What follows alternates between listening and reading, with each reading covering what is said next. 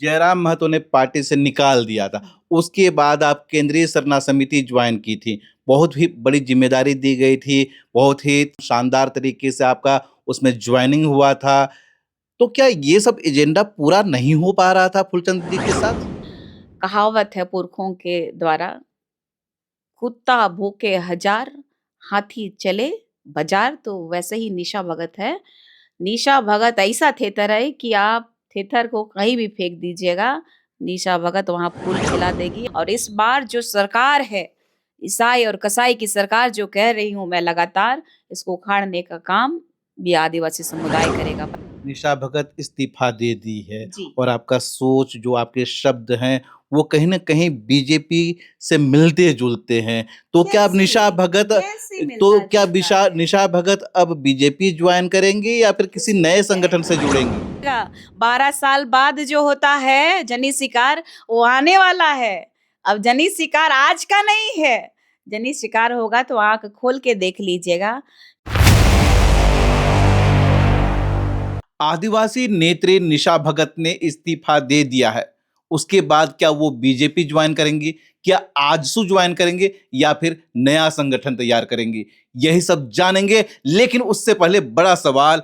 पहले जेएलके ने उन्हें पार्टी से निष्कासित किया, उसके बाद इन्होंने फूलचंद तिर्की के संगठन केंद्रीय सरना समिति को ज्वाइन किया, उससे भी इन्होंने इस्तीफा दे दिया। आखिर ये करना क्या चाहती हैं? इसी टॉपिक पर बात करेंगे। मेरे साथ निशा भगत हैं। निशा जी, लोकल खबर में आपका बहुत बहुत स्वागत है।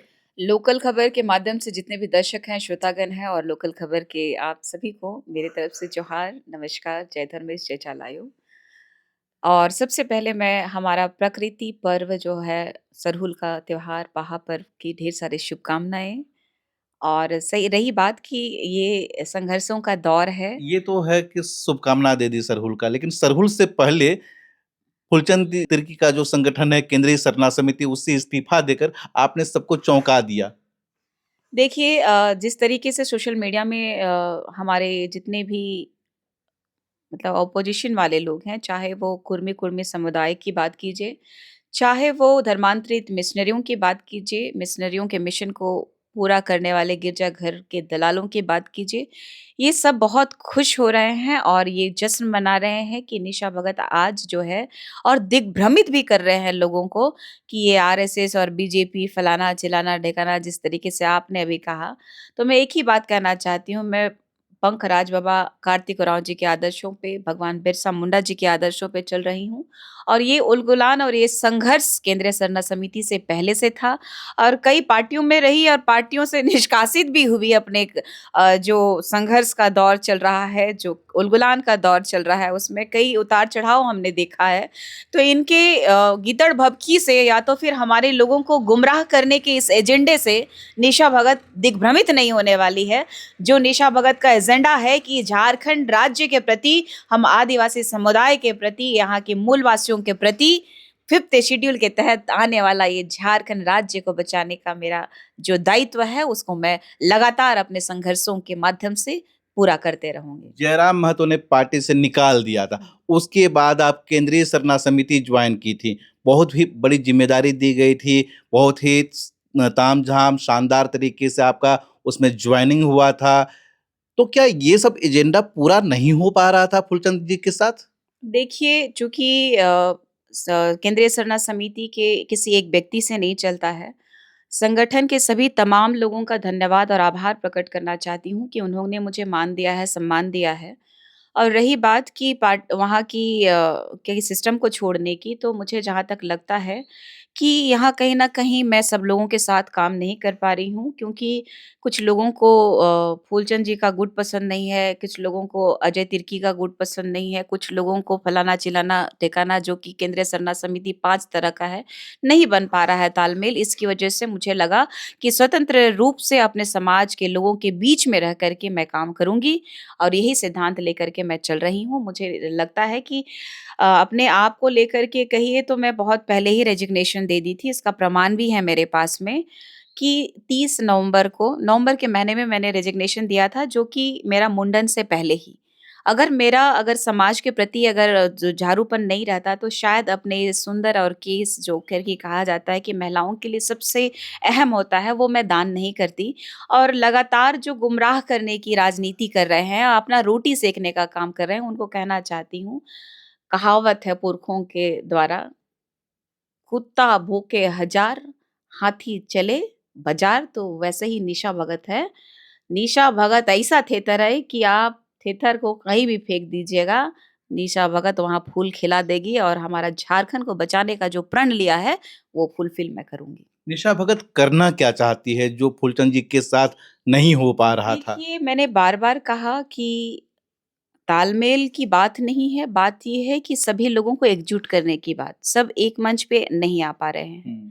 आप देख रहे हैं कि राजनीति के साथ-साथ यहाँ के ज़मीन दलालों के साथ मिलकर के ज़मीन दलाली जो है, धड़ल्ले से हो रही है और मैं इस प्रकरण में घुसना नहीं चाहती। मैं चाहती हूँ कि हमारा जल, जंगल, ज़मीन सिस्टम से बचे। हम संविधान का सम्मान करते हैं और संविधान के तहत, संविधान के दायरे में रह कर के इस लोकतंत्र की खूबसूरती को बिगाड़ने का काम जिन्होंने किया है, जनता के लिए, जनता के परिप्रेक्ष्य में जिनको चुना गया है, चाहे वो मुखिया हो, चाहे वो विधायक हो, चाहे वो मंत्री हो, चाहे इस झारखंड राज्य के आदिवासी माननीय मुख्यमंत्री हो, सबको चेताने का काम लगातार की हूँ और इस बार जो सरकार है, ईसाई और कसाई की सरकार जो कह रही हूँ मैं लगातार, इसको उखाड़ने का काम ये आदिवासी समुदाय करेगा। 25 साल हो गए कि आदिवासी समुदाय ने एक निर्णय नहीं लिया कि हमारे आदिवासी समुदाय का ही कोई सरकार का ही अभिन्न अंग जो हमारे लिए सोचेगा, वो हमने मौका दिया था दिशम गुरु जी के, स्वर्गीय दिशम गुरु जी के सुपुत्र को। लेकिन शायद वो पूंजीपतियों के और बाहरियों के चंगुल में फंसे पड़े हुए हैं और सिर्फ स्वार्थ की राजनीति कर रहे हैं। तो इससे उभर करके निकलने के लिए हमें नए तरीके से नया उलगुलान करने की आवश्यकता मुझे दिखाई दी थी और ये मुझे लगा कि करना चाहिए। चाहे मेरा कितना भी लोग बुराई कर ले, चाहे मुझे अकेले ही क्यों ना कर ले, मैं अकेले ही पैदा हुई हूँ और अकेले ही संघर्ष करने के लिए निकली थी और अकेले ही सारे दुखों को झेल रही हूँ और आगे भी हमारे लोगों के लिए कष्ट सहना, चाहे जेल जाने की ज़रूरत पड़े, चाहे मुझे अपने जान का न्यौछावर करना पड़े, मैं सदैव तत्परता के साथ अब मैं अंतिम साँस तक अपने समाज और अपने झारखंड के प्रति और इस भारत देश के प्रति, संविधान के प्रति लॉयल रहूँगी। आपका इमेज जो है वो एक आदिवासी नेत्री के तौर पर है और ऐसी आदिवासी नेत्री जो ईसाई धर्मांतरण के खिलाफ होता है, डिलिस्टिंग के लिए होता है, तो क्या यही जो मुहिम है आगे भी जारी रहेगा और जारी रहेगा तो किस रूप में होगा? देखिए, हमारा मुहिम डिलिस्टिंग को लेकर के ये मेरा मुहिम नहीं, ये पूरे समाज का मुहिम है। हुँ। 1968 के लगभग पंकराज बाबा कार्तिक उरांव जी ने केंद्रीय सरना समिति का भी गठन किया था और जब सांसद बने थे तो सदन को भी हिलाने का काम किया था और उन्होंने 20 साल की काली रात की किताब जो लिखी थी उसको पढ़ने के बाद हमारे पैरों तले ज़मीन खिसक गई।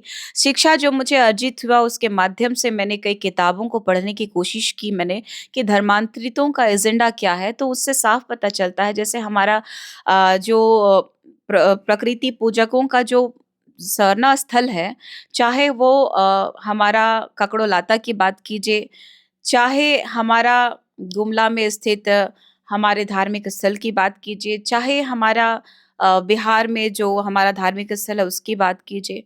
तो कई एक किताबों में मिशनरियों के मिशन को एजेंडे को पूरा करने के लिए अंग्रेज़ों के दलाल प्रवृत्ति के लोग जो है गिरजाघर के दलाल लोग हैं जो कि किताबों के माध्यम से में भी उन्होंने कई बार हमें दिग्भ्रमित करने की कोशिश की। हमारे संस्कृति, परंपरा, पुरखों का जो देन था उसको मटियामेट करने की कोशिश की गई। आपको मैं कहना चाहती हूँ, पुनः मैं कहना चाहती हूँ कि इस भारत देश में नहीं, इस पृथ्वी पर सबसे पहले अगर कहा जाए, तो प्राणी जो है, मानव प्राणी के रूप में आदिवासी को ही अंकित किया जाता है। अब धर्म बाद में आया, आदिवासी पहले है और भारत की आज़ादी से पहले भी हमें नाम दिया गया, हमारी अलग पहचान थी। तो इस भारत की आज़ादी के बाद सबसे ज़्यादा शासन किसने किया? इस झारखंड राज्य की महागठबंधन कांग्रेस सरकार ने किया है और इन्हीं की वजह से भारत के संविधान में कई एक बार संशोधन होने के बावजूद, हमारे लिए कठोर नियम बनाने के बावजूद, आज हम अंतिम पायदान में खड़े हैं। इसका दुःख मुझे जो शुरू से है, वो रहेगा। और मेरे पिताजी झारखंड आंदोलनकारी रहे, उनको देख कर के मैंने सीखा है कि थकना नहीं, हारना नहीं, जान चली जाए तो चली जाए, लेकिन अपना जो मिशन है, हमारा जो संस्कृति, परंपरा को बचाने का जो एजेंडा है, उसको बचाने का काम आप कीजिए। उन्होंने मुझे खुला मैदान दे दिया है। उन्होंने कहा भी कि ये जो दिग्भ्रमित किया जा रहा है, जो तुम्हारे बारे में अनर्गल बात करके शादी-ब्याह, गलत-गलत आरोप जो लगा रहे हैं, इनका ये बौखलाहट ही बता रहा है कि निशा भगत कितनी मजबूती से आगे बढ़ रही है। निशा भगत इस्तीफा दे दी है जी। और आपका सोच, जो आपके शब्द हैं, वो कहीं न कहीं बीजेपी से मिलते-जुलते हैं। तो क्या अब निशा कैसे? भगत कैसे तो क्या मिलता-जुलता है? निशा भगत अब बीजेपी जॉइन करेंगी या फिर किसी किसने नए कह संगठन से दिया? जुड़ेंगी? किसने कह दिया? धर्मांतरित ईसाइयों ने कह दिया। वो मूसा को मानने वाले लोग जो कि हमारे आदिवासी बहन-बेटियों को शादी करके हमारी ज़मीनें हड़पने का काम करते हैं, जो हमारा आरक्षण के लालच में जनप्रतिनिधियों को जो उतारते हैं शादी करके महिलाओं को, उसकी बात कर रहे हैं। मैंने कहा ना, इन लोगों की गीदड़ भभकी से निशा भगत के विचारों को परिवर्तन करना बहुत मुश्किल है। और निशा भगत अपने विचारों और अपने सिद्धांतों और अपने पुरखों का मान रखती है। ना मैंने शादी की है, और होगी तो पूरा झारखंड ही नहीं, पूरा देश देखेगा कि एक जो आदिवासी बेटी है, जिसको कितना लोगों ने परेशान किया। और मुझे लगता है कि अगर मेरे लिए जोड़ी बनी होगी तो डेफ़िनेटली कहीं न कहीं मिलेगा।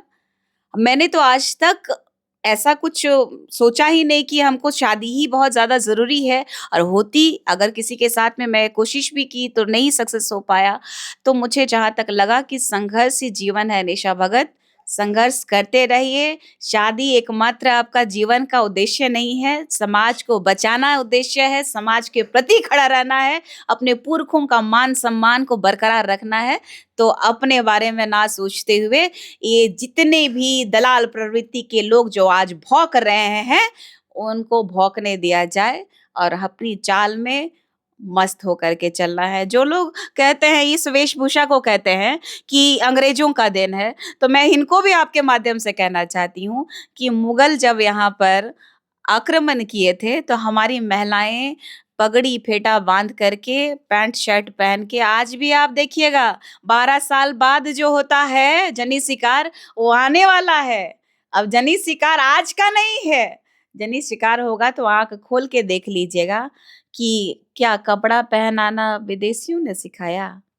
क्या आदिवासी समुदाय जो अपने पुरखे लोग जो फल, चाहे सब्जी, चाहे किसी भी तरह का खाद्य पदार्थ हो, वो सारे ज़हर को आदिवासी ने खाने का काम किया। और जो आदिवासियों ने आपको जीवन दिया, उसको आप डिनाय कर रहे हैं। तो इस धरती पे प्रकृति से बड़ा भगवान कोई नहीं है। यानी सोच वही रहेगा, विज़न वही रहेगा। न गुलगुलाम जारी रहेगा और नई उमंग और नए जोश और नए नए नए जज़्बात अंदाज के में साथ, दिखेगा नए अंदाज वो में नया दिखेगा। अंदाज क्या होगा बिल्कुल। निशा भगत का और कब से होगा? ये कल से ही दिखेगा, चूँकि निशा भगत जो है समाज की बेटी है, समाज के परिप्रेक्ष्य में है और समाज के लिए ही है, ये सबको दिखेगा। समय आने दीजिए, बोलने की आवश्यकता नहीं है, मेरे कर्म लोगों को बताएँगे कि हमारे कर्म कैसे हैं।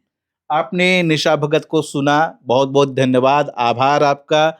इस पूरे मैं विषय को बोलना लेकर चाहूँगी आपको, क्योंकि लगातार आप हमारे संघर्ष को, हमारे आदिवासी अस्मिता को दिखाने की लगातार प्रयास किए हैं। इसके लिए आपके चैनल के माध्यम से मैं आप लोगों को हृदय से धन्यवाद देना चाहूँगी कि हमारे पुरखों का मान को आपने रहने दिया है और लोगों को ये बताया है कि एक गाँव देहात से उठ कर के एक मिनिमम रिसोर्सेज़ में कैसे संघर्ष कर रही है, उस लड़की को आपने ताकत दिया है। इसके लिए तहे दिल से आपको धन्यवाद देना चाहूँगी। निशा भगत के नए अंदाज और नए तेवर का सबको इंतजार है। क्या कहना चाहेंगे? कमेंट में ज़रूर बताइएगा। जोहार।